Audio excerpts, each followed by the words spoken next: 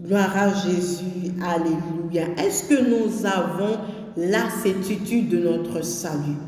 Est-ce que tu as la certitude, tu as cette certitude en toi que tu as le salut, que si le Christ vient tout de suite, tu iras avec lui? C'est une question. Et sur cette question, j'aimerais que tu te la poses. Et cette question t'emmène à prier pour ton salut, à vraiment demeurer dans la présence, à chercher la face de Dieu pour que tu puisses vraiment à garder ta foi, pour que lorsque le Christ viendra, il trouvera en toi la foi qu'il faut. Amen.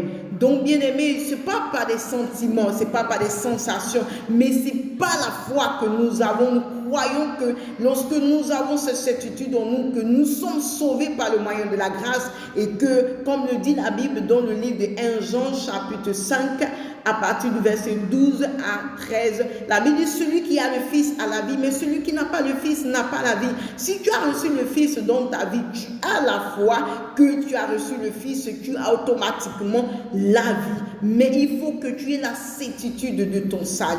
Amen. Bien-aimé, bannis le doute. Alléluia.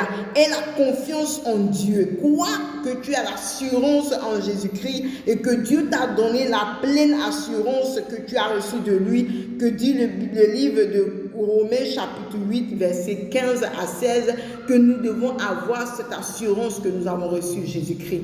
Alléluia.